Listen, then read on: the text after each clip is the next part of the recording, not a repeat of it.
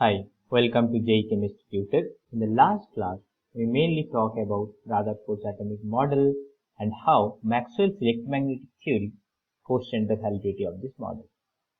If you didn't watch our first lecture, please go and watch it. The links are given in the description box, and please do subscribe our channel and press the bell icon to get the further update.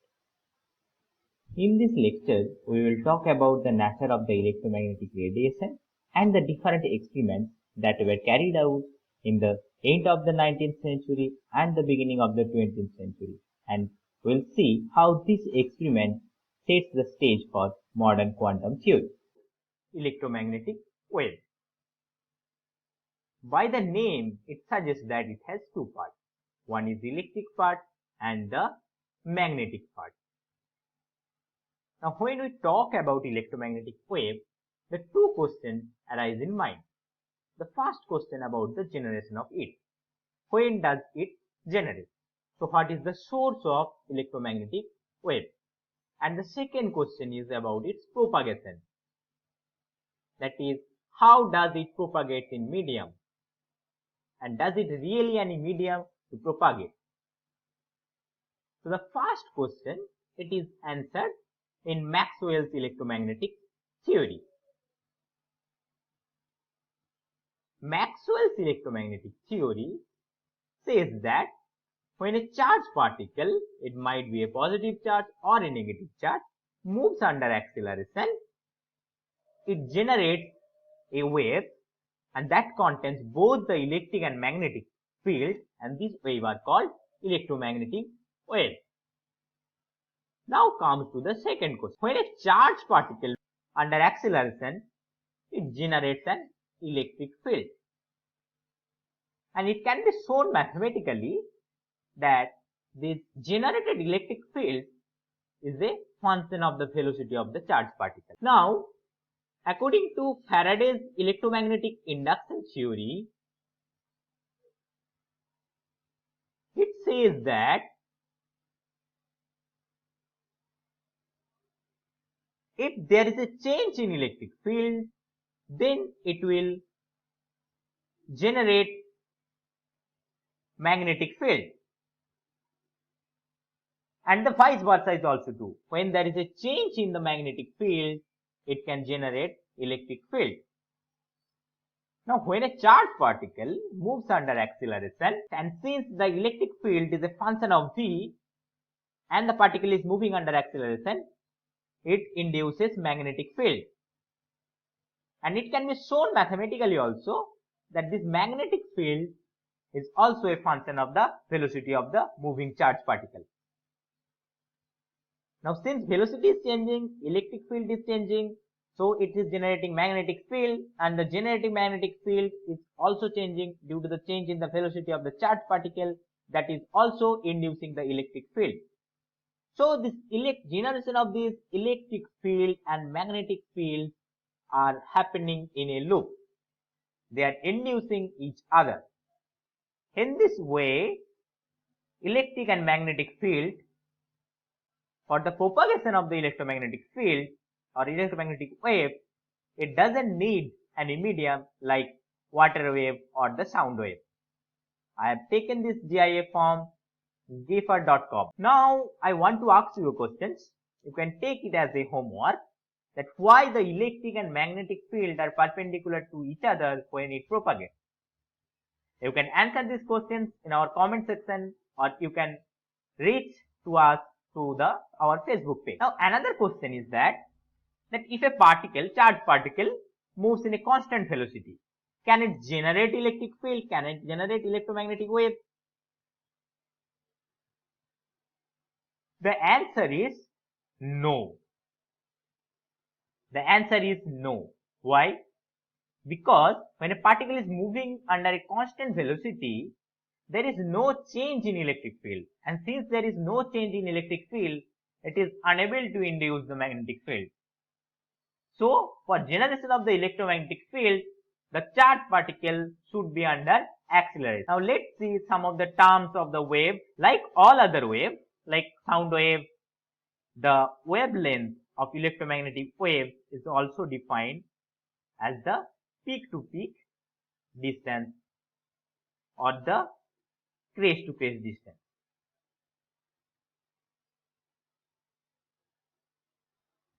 And for the electromagnetic wave, we basically represent the wavelength of electromagnetic wave in terms of Armstrong unit or nanometer unit. Here for the mathematical problem, you have to remember some of the unit conversion, like 1 Armstrong equal to 10 to the power minus 8 semi, to 10 to the power minus 10 meter, and 1 nanometer equal to 10 to the power minus 9 meter. And the frequency is defined as that number of wave passes through a point in unit time, and frequency is denoted by nu and its unit is hertz. Now, how these lambda and nu are related? The lambda and nu are related like all other waves, that the velocity is v of the wave, velocity of the wave is the frequency multiplied by the wavelength. And for the electromagnetic wave, the velocity of electromagnetic wave is the same of the speed of the light, c equal to nu lambda. Now, depending upon the frequency and the wavelength of the electromagnetic wave, it can be subdivided into different categories. It started from the cosmic ray, which has the less wavelength. The wavelength value is very less, 10 to the power minus 16, and from starting from cosmic ray to gamma ray, X-ray, UV, and then radio wave has the highest wavelength. And since that frequency is inversely proportional to the wavelength, the frequency increases. P is most in cosmic rays and lowest in radio wave. So in this direction, lambda increases but nu decreases.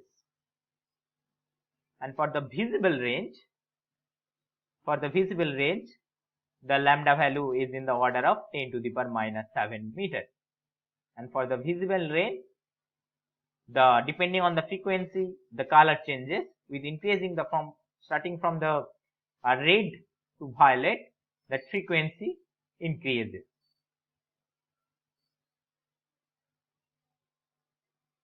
And the wavelength increases from violet to red. Now, in terms of electromagnetic wave, one is the important terminology is the wave number, and it is defined as nu bar equal to 1 upon lambda. So, it is the inverse of the wavelength. So, its unit is centimeter inverse or meter inverse. Now, let's see the two major experiments that were carried out in the end of the 19th century that actually opens up a new era in physics. Let's talk about black body radiation,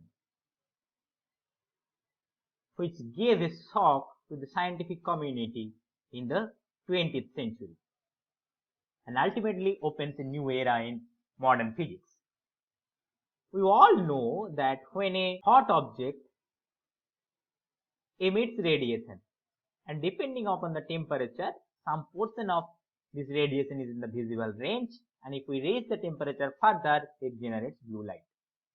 This behavior can be seen when a metal rod is heated. You can see it is changing the color from a dull red to yellow and to white. Now, in terms of frequency, with increasing temperature, the frequency is also increasing. An idealization of studying the behavior of radiation of an emitter is black body. Now, what is this black body? And black body, an object that can emit and absorb radiation of all wavelengths uniformly. Now, like all other ideal things, a ideal black body never exists. But we can think of a theoretical model of black body. It is like this, that there is an hollow sphere and there is a tiny hole. So before escaping from this hollow sphere, the wave is getting reflected again and again. Now, classical electromagnetic theory can predict at what frequency of wave will get generated and what will be the amplitude. We can find out from the mathematical relation rho nu t d nu equal to 8 pi nu square c cube into E bar oscillation d nu, where rho nu d t is the spectral density.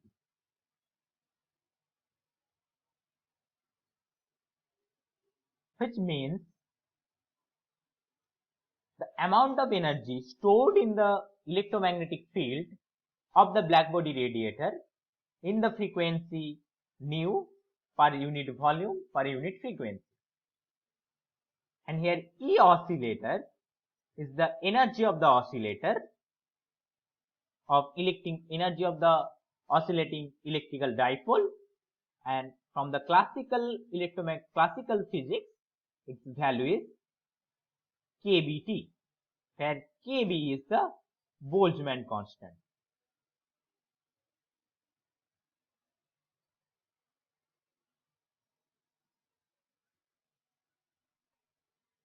Now you can see that the d nu is in the both sides.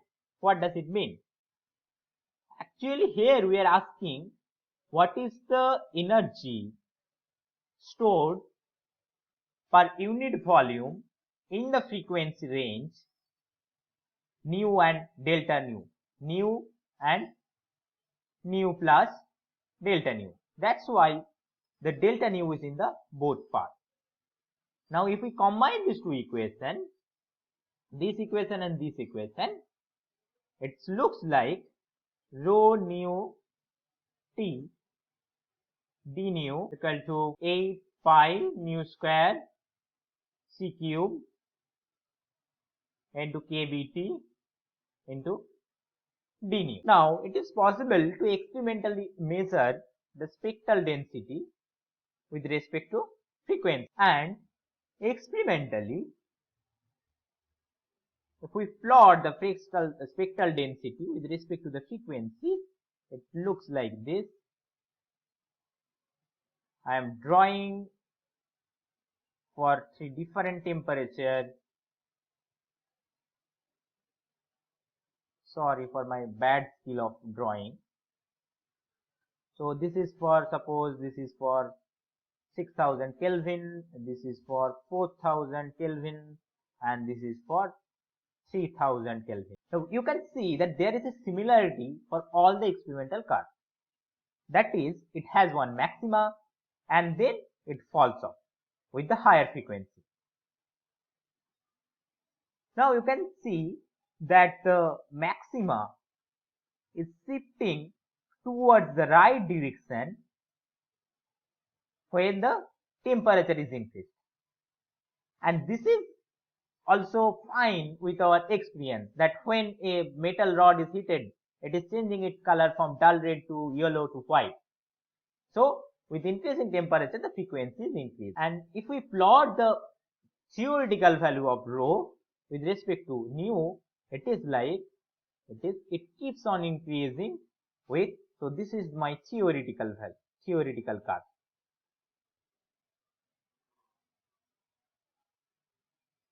Now what is the major difference in the theoretical curve and the experimental curve?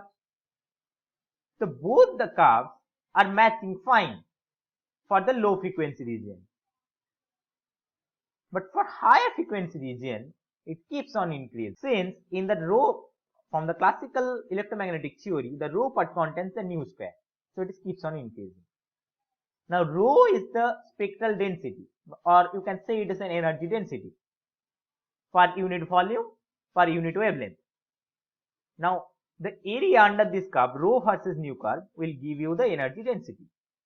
Now if you see the theoretical curve, there is no ending of this curve. It is increasing to infinite. So according to classical electromagnetic theory or classical physics, that a black body will give an infinite amount of energy for all the temperature above the absolute zero temperature. And this can't be true. So there is something wrong in this theory. And this experiment put the scientists of the 20th century in a great puzzle. They are trying to find out what's going wrong with the theory. Then, looking at the data of the experimental data, Max Planck tried to give some insight into the black body radius. He thought that why the theory went wrong, to find that thing, we first have to understand from where these radiations are coming. And for this black body, the radiations are coming because of the oscillation of the electrical dipole formed between the nucleus and the electron. And according to classical physics, that energy is continuous and there is no relation between energy and the frequency. But you can see for the higher frequency range, our theoretical data is not matching the experimental result. So he thought that there should be certain relation between this energy and this frequency. Because of that thing, he assumed that the energy of the oscillator is proportional to the integral multiple of the frequency, where n is an integer. It can take any value 1, 2, 3. Now E equal to n h nu, where h is just a proportionality constant. Later, which is named as Planck constant. But at the beginning, he didn't know that what is the value of this constant, and it is just was a proportionality constant. So by using his assumption and some of the classical physics theory, he find out that the average energy of the oscillator, it is h nu by a to the power h nu by kBt minus 1. And here one thing to remember, that here nu is continuous. It can take any value. But for a particular nu, the energy is quantized. The energy can't be continuous for a particular value of the frequency. So then he has find out what is the value of the rho nu t d nu. It turns out that 8 pi nu square c cube into h nu by e to the power h nu by kBt minus 1. So there is a certain difference. There is a subtle difference between the theoretical theory of Max Planck and the classical electromagnetic theory. So according to classical physics, the energy of a wave is just proportional to the amplitude square, and there is no relation with the nu. Energy is nu independent.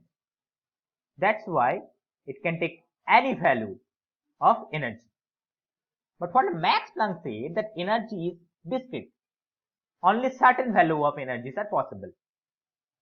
This was just like, at that time it was like that saying that sun rises in the west. Because of this thing, people didn't believe his theory at the beginning.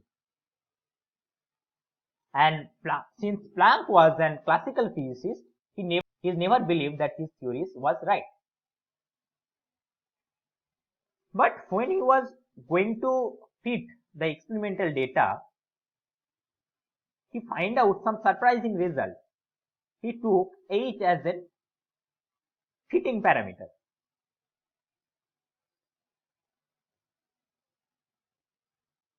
For all the temperatures, you can feed the data by using a single adjustable value of H.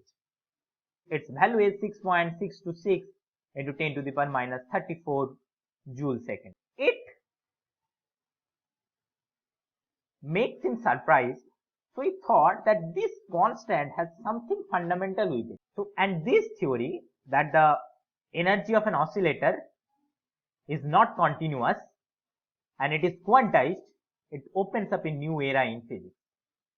And at the beginning, people didn't rely on this theory.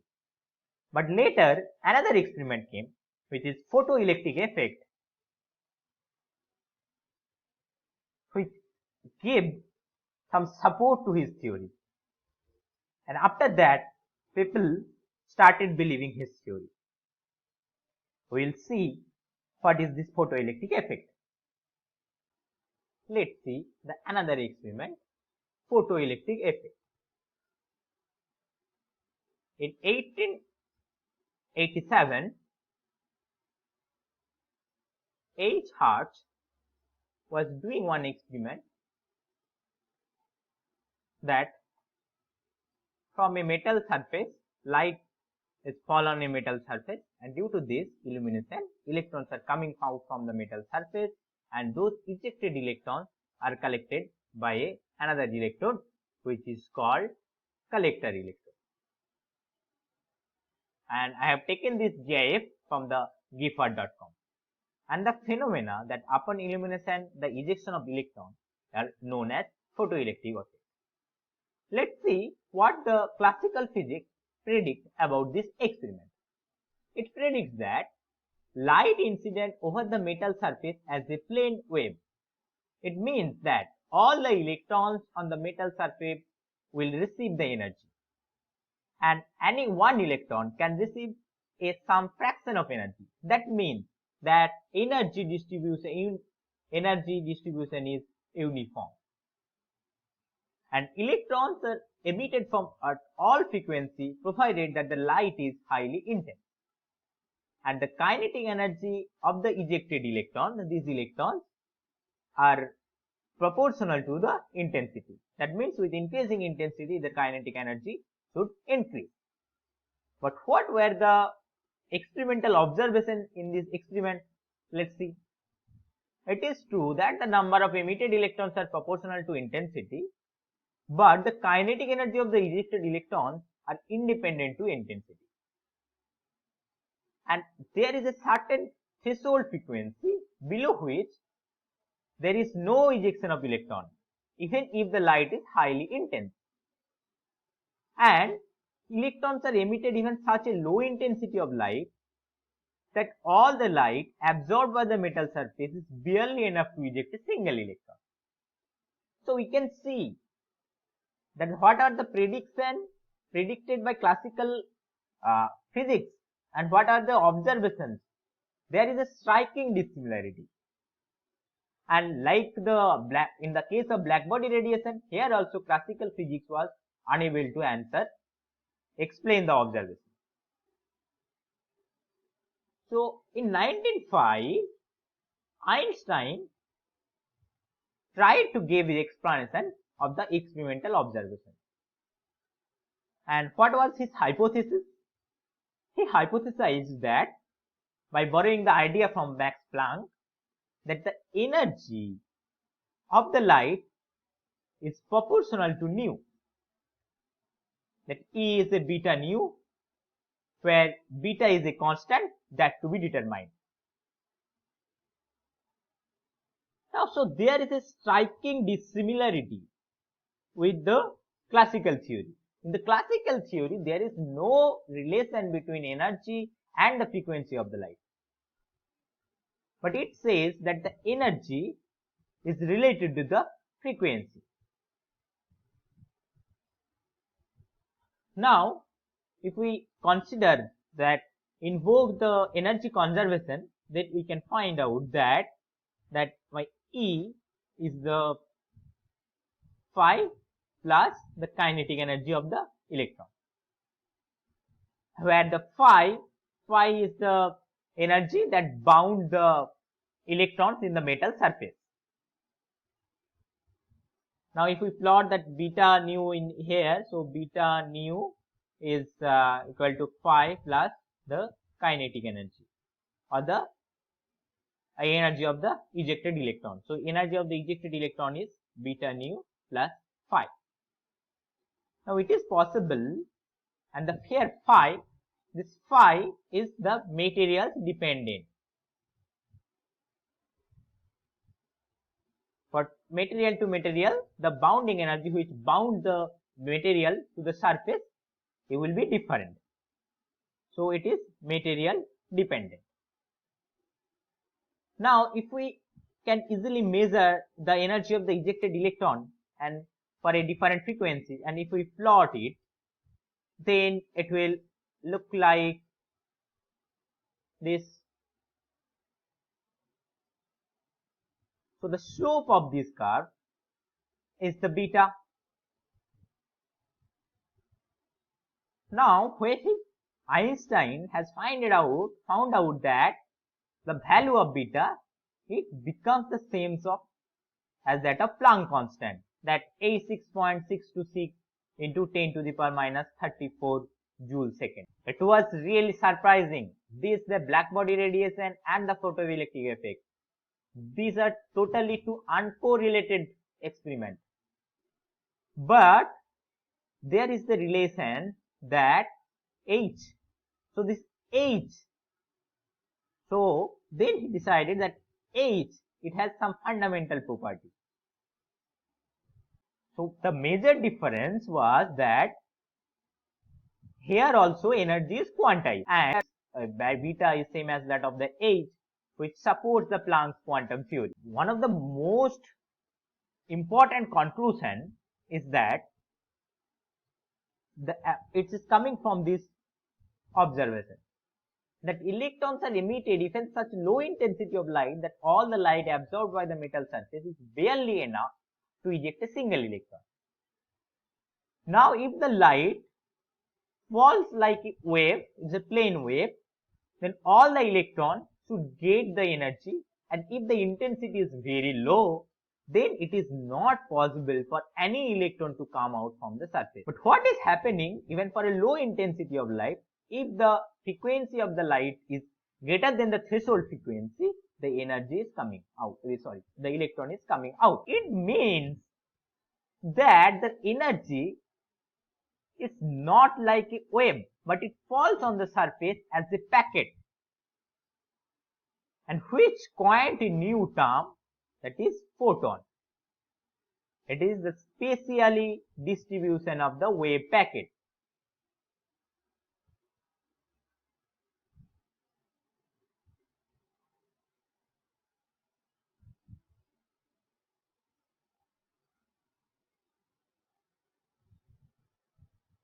And this type of spatially distribution is the property of the particle. So, from this observation, it can be concluded that light has the particle nature. Before this experiment, it was believed that light has a wave character, but photoelectric effect has proved that light has the particle nature also. So, this is the most important conclusion from Einstein's photoelectric effect, said that the energy of the light is quantized. There is no continuous value of energy is possible for light, and light has a particle nature.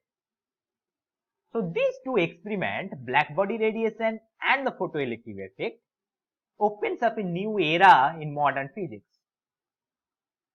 And another thing is the line spectrum of hydrogen atom, which proves that Rutherford's atomic model is wrong, and that provoked Niels Bohr to give a new theory on atomic structure. In the next class, we will see how Bohr has developed his theory on atomic structure. Till then, bye.